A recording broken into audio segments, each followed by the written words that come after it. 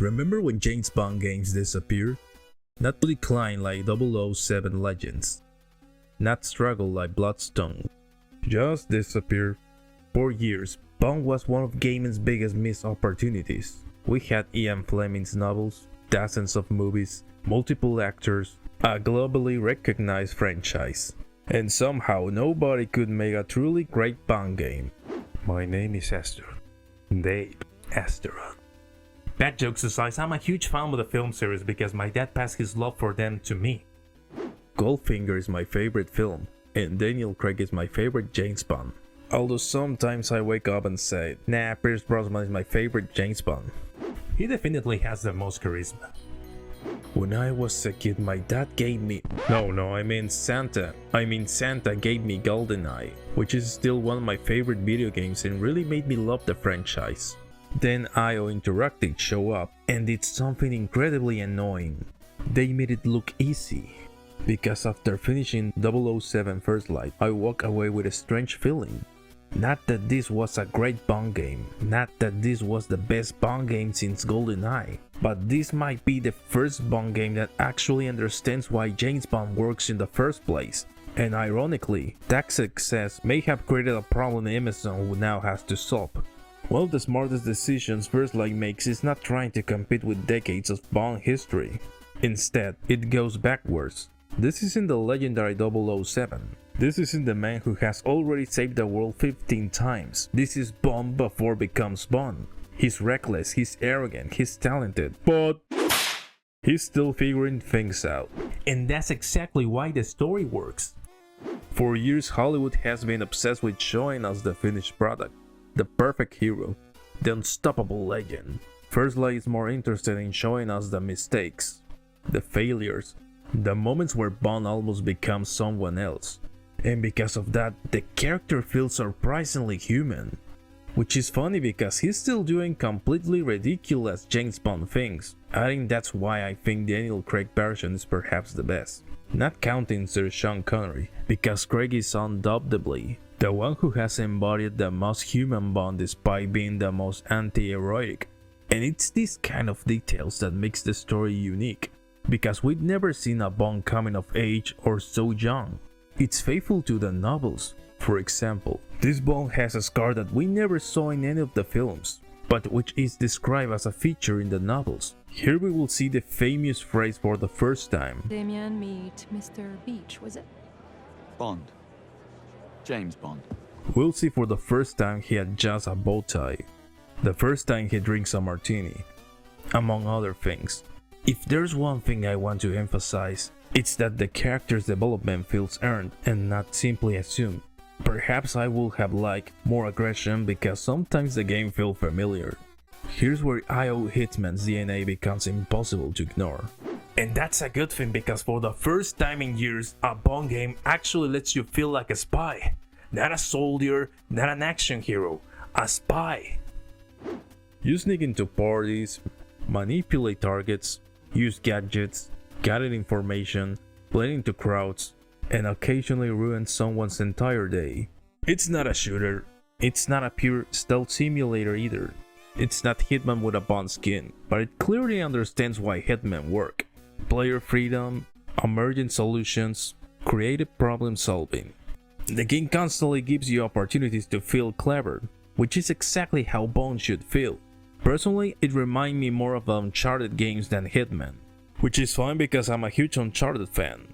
The sound design is fantastic. I highlight the mixing work during action sequences as some of the most cinematic aspects of the game. The music knows exactly when to feel classy and when to feel dangerous.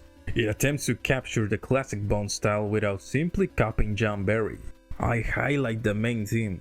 The action sequences feels expensive. The locations feels expensive. Honestly, everything in the game feels expensive.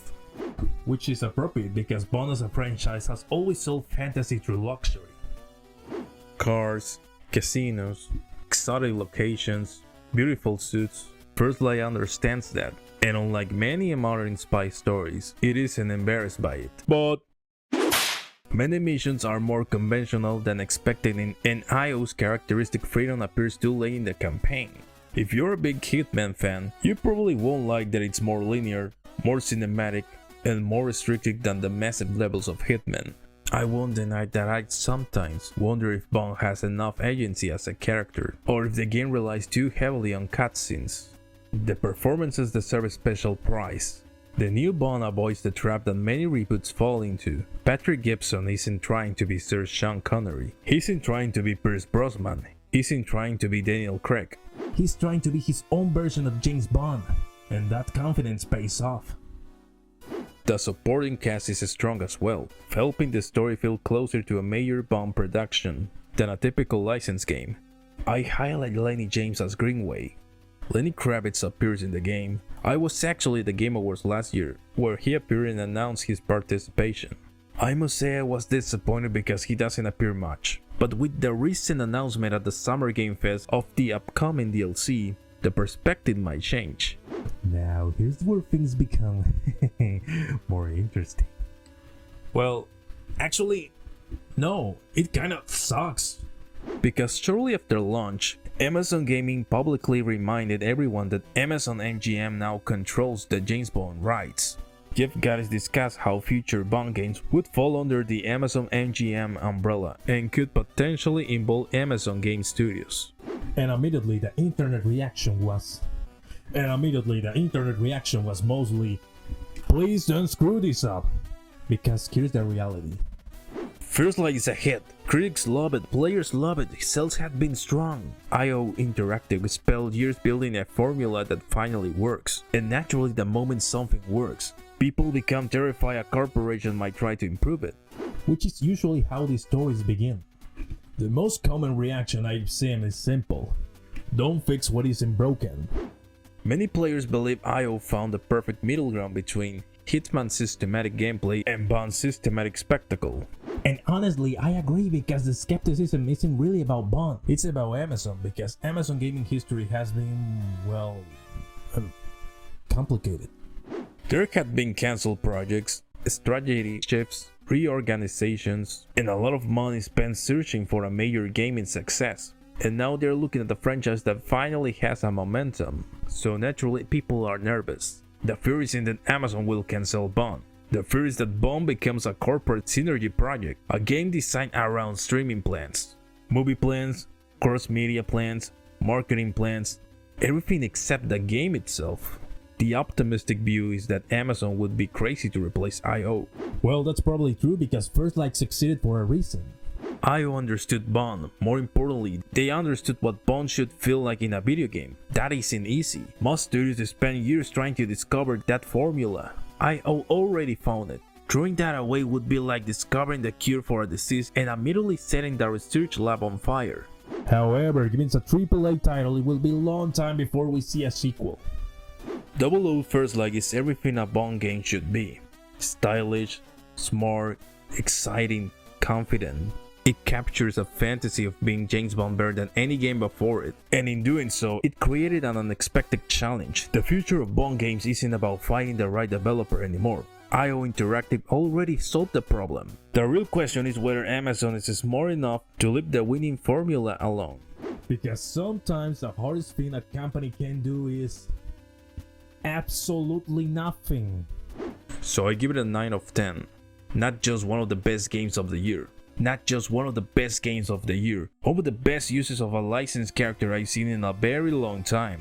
At the moment I see it as a contender for the GOTY nomination along with Resident Evil Requiem, which I will review soon. If you like this, please consider subscribe, share, and like and comment. That helps me a lot. Get up, Starman!